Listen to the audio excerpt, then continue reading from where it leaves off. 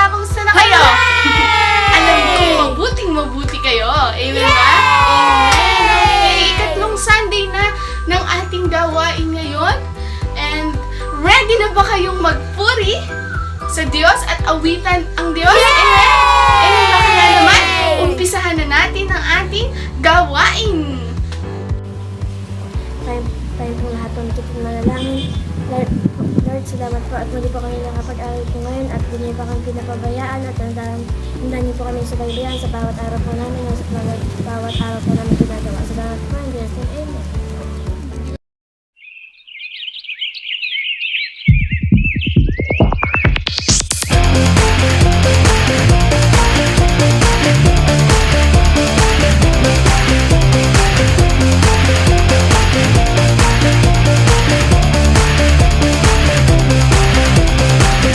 Make sure that nobody pays back wrong for wrong. Whoa, but always try to be kind to each other and to everyone else. Make sure that nobody pays back wrong for wrong. Whoa, but always try to be kind to each other and to everyone else. Be joyful always and pray continually. Give thanks in all circumstances, for this is God's will. For this is God's will. For this is God's will for you in Christ Jesus. Yeah, yeah, yeah, yeah, yeah, yeah, yeah, yeah, yeah, yeah. Make sure that nobody pays back wrong for wrong. Whoa, but always try to be kind to each other and to everyone else. Make sure that nobody pays back wrong for wrong. Whoa, but always try to be kind to each other and to everyone else. Be joyful always and pray continually. Give thanks in all circumstances, for this is God's will. For this is God's will. For this is God's will for you in Christ Jesus. Yeah, yeah, yeah, yeah, yeah, yeah, yeah, yeah, yeah, yeah. First Thessalonians 5:15 through 18. All right. First Thessalonians 5:15 through 18. All right. Yeah, yeah, yeah, yeah, yeah, yeah, yeah, yeah, yeah, yeah.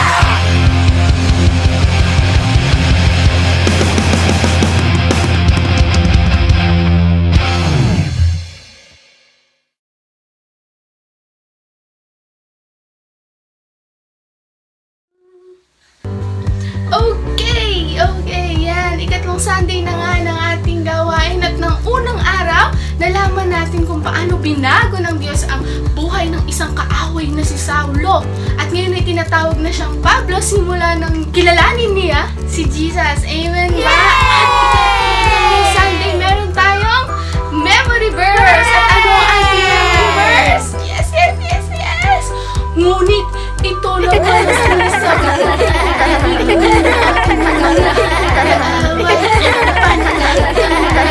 Musik sa matayipag 44! Yes, matayipag 44 ang ating memory verse. Ayan, ibigin natin ang ating kaaway. At para mas maintindihan pa ang ating pinag-aaralan, tinatawagan ko na si Teacher Jeff. Magandang araw mga bata! Okay, nandito ulit si Kuya Jeff para magturo sa inyo sa araw na ito. Okay, tandaan niyo ba kapag ako yung teacher, ano yung pinag-aaralan natin? Yay! Okay, meron kayong letter na mapag-aaralan sa araw na ito. At iyon ay letter, sabihin ko na agad, it's letter E. Okay, letter E. Ngayon, isunod natin sa mga naunang mga letters. Meron tayong P-R-A-Y-E. Praye. Oh, ang ganda lang muna tayo sa praye. Okay, kahit siguro alam nyo na yung kasunod. Okay, praye or letter E muna tayo ngayon. Ang ibig sabihin ng letter E natin ay enable enemies to become friends. Sabihin nyo nga, enable enemies to become friends. Okay, sa Tagalog, tulungan natin na ang magkakaaway ay maging magkakaibigan. Okay? Sige. Bago tayo pumunta or bago tayo mas madami pang pag-aralan patungkol sa letter na yon, meron muna akong gustong ipapanood sa inyo. Okay? Makinig kayo, manood, at intindihin natin kung ano yung mga nangyari sa istorya. Okay ba yon? Okay, sige. Panoorin muna natin. What a beautiful day here at Valley View Park. Perfect weather to kick off the Northwest Regional Club Soccer Showcase. Qualified players are coming from all over to try out for a coveted spot on this year's All-Star Travel Team. Only the best of the best will make this elite squad and get to travel, playing kids from every country. What a summer it's going to be for 20 of the best boy and girl players in the region.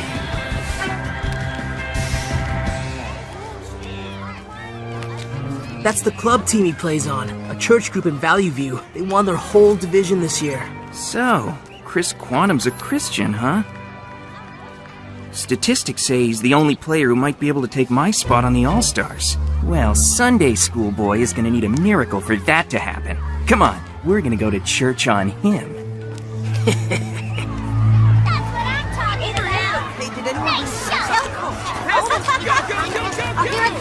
Gather round, everyone. Coach Richards has your start times and the order you'll test at each of the drill stations today. The judges will be watching closely, so do your best out there and have fun. Okay, everyone gather round for a team prayer. Everyone together. Heavenly Father, you are our strength. Look at him! He's praying! Bunch of religious nuts. Thinking God will help him get on the All-Stars? Maybe God's got a plan for me. And it's all about making sure Quantum doesn't make the team. Colossians chapter 1, verse 10. The way you live will always honor and please the Lord, and your lives will produce every kind of good fruit. Amen. All right, let the soccer drills begin! All right, as soon as Bible Boy sits down to put on his cleats, I'll start chasing you with this. And then, kind of on accident, dump it all over him instead. Chris, you are definitely going to earn a spot on the All-Star team today. How do you know, Giz? There sure are a bunch of great players here from a lot of different leagues. Yes, but your skills have increased exponentially being on the church's club team this season. Plus, according to my diagnostic imaging scan, you have a storehouse of all essential vitamins and... Hey, guys! What's wrong with you guys? Oh, I meant that for my buddy Joaquin. I am so sorry. On the plus side, your hydration levels are now off the charts. Forgive me? Good. 'Cause that's real Christian of you. Now stay out of my way today, Bible Boy. Accidents happen.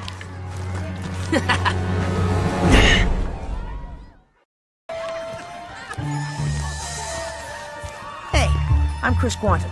You made a really nice steal on me earlier. Who said you could talk to me, Bible Boy?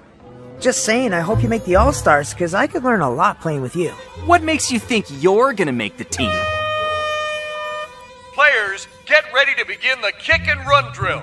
You need to kick 8 balls into the goal. You can only afford to miss 2 of your shots. Ready, set, go!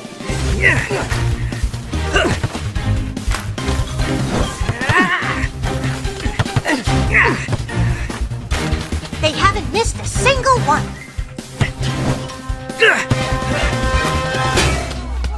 I never miss that missed shot. shot for Kane Tate.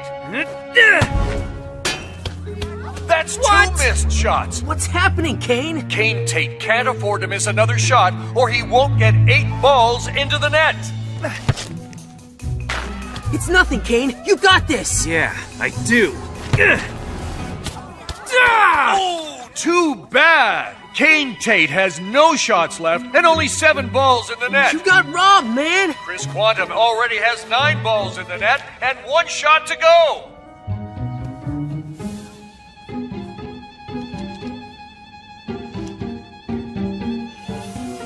Hey, Kane!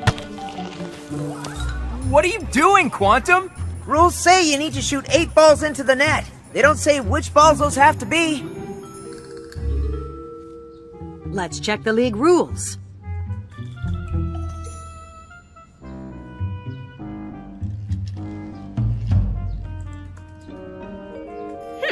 Looks like he's right. There is no rule against it.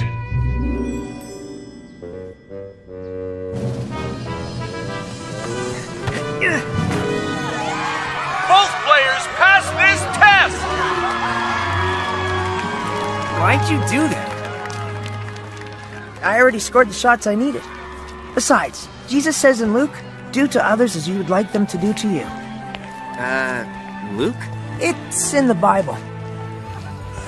You made it, dude. Yeah. Okay, napanood nyo ba yung video? Yay! Alright, maganda kung napanood nyo. Nawa, naintindihan natin sila. Or naintindihan natin yun. Okay, doon sa video, makikita natin na merong nang aaway at merong inaaway. Diba? Nakita natin? Yay! Okay. Tapos, sa huli, yung inaway o yung inaaway ay ginawan pa rin niya ng mabuti yung umaaway sa kanya. Oh, kaya nyo bang gawin yun? Kaya nyo bang gawan pa rin ng mabuti yung tao na gumagawa sa inyo ng masama? Yay! Okay, yun yung nais ng Lord sa atin. At yun ang pag-aaralan natin ngayon. Diba kanina nasabi ko sa inyo na letter E, enable enemies to become friends. Yun yung letter na pag-aaralan natin ngayon. Kung babalikan natin yung story patungkol kay Saulo, yung tinuro sa atin ni Teacher Erica, kung matatandaan natin, ano nga ba yung ginagawa ni Saulo sa mga Kristiyano or sa mga tagasunod ni Jesus? Pinapapatay niya, pinapakuha or pinapakulong yung mga tagasunod ni Jesus. Diba? Napakasama nung ginagawa niya. Ibig sabihin, kaaway siya ng mga tagasunod ni Jesus. Diba? Ngayon, ito yung nangyari sa kwento ni Saulo. Si Ananias, sinabihan ni Jesus si Ananias na tulungan si Saulo. Si Ananias ay tagasunod ni Jesus. Ibig sabihin, kaaway siya ni Saulo, kaaway nila si Saulo. Ito yung itatanong ko sa inyo. Kung kayo si Ananias, ano yung mararamdaman nyo? Ano yung gagawin nyo? Marahil, baka ang gawin natin, sasabihin natin, Lord, bakit po naman si Saulo pa yung tutulungan ko? Napakasama po niyang tao.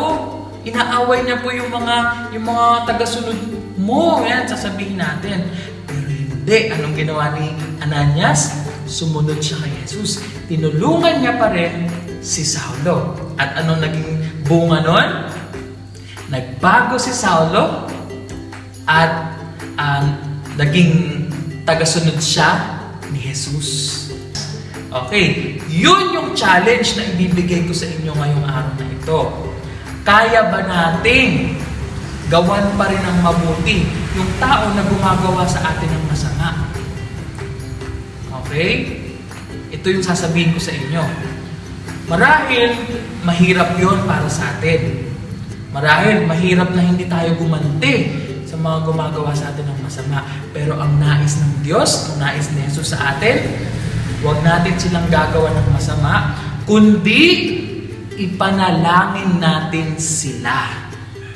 Ipapanalangin natin yung mga umaaway sa atin. Okay? Yun yung nais ng Lord. Ang nais ng Panginoon, mahalin natin yung mga umaaway sa atin at ipanalangin natin sila. para mabago sila at makakilala din sila kay Jesus. Diba? At maging magkaibigan kayo. Yun yung bagay na nais na Jesus na gawin natin. Gayahin natin si Ananias at sa kwento ng pinanood natin kanina, gayahin natin si Chris. Diba? Ano yung dapat natin gawin? Ano yung dapat natin gayahin sa kanila? Sumunod sila kay Jesus. Ipinanalangin nila yung kanilang kaaway. At higit sa lahat, hindi sila gumantay ng masama doon sa kaaway nila. Ibig sabihin, unang-una, ipanalangin natin ang ating mga kaaway na makakilala sila kay Jesus, na ma-realize nila na mali yung ginagawa nila, at ipanalangin din natin na mapatawad natin sila. Diba? At pangalawang bagay, patawarin natin sila. Diba? Sa kanilang mga ginagawa sa atin. Dahil kapag pinatawad natin sila, merong dakilang bagay na gagawin sa atin ng Panginoon. Unang-una, babaguhin tayo ng Panginoon, mas tuturuan niya tayong mas maging malakas, mas maging mapagpasensya, mas maging mas mapagpatawad. Diba? Babaguhin tayo ni Jesus. At higit sa lahat, babaguhin ni Jesus yung kaaway natin. Kapag pinatawad natin sila at hindi natin sila ginawan ng masama. Hindi tayo gumante ng masama sa masama nilang ginawa sa atin. Okay? So ulitin ko, ipanalangin natin sila at patawarin natin sila at huwag natin gagantihan ng masama ang kanilang ginagawa sa atin. Okay? Yun yung mga bagay na nais ng Lord na gawin natin at yun yung bagay na natutunan natin sa kwento ni Saulo at ni Ananias, ang pagsunod ni Ananias. Yun yung nais ng Lord na ituro sa atin sa buhay ni Saulo, ni Ananias, pati na dun sa video na pinanood natin kanina patungkol kay Chris. Okay? Natutunan natin na mahalin natin ang ating kaaway, ipanalangin natin sila, patawarin natin sila, at huwag natin silang gagantihan ng masama. Ngayon naman, ang activity natin para sa araw na ito ay gagawa kayo ng isang liham para sa inyong kaaway. Isusulat nyo doon kung ano yung mga gusto nyo sabihin sa kanya. At isusulat nyo din doon kung ano yung panalangin nyo para sa kanya. Okay, yun yung activity natin ngayon. Alright? Nawa, maipasa natin sila at kung kailangan nyo ng tulong, pwede kayong humingi ng tulong sa inyong mga magulang, sa inyong ate o kuya. Okay, para magawa natin ito, syempre pwede nyo na rin designan yung mga gilid-gilid or yung papel na inyong susulatan. Kayo na yung bahala. Okay? So, yun lamang sa araw na ito. Yun lang at maraming salamat. Paalam! Okay.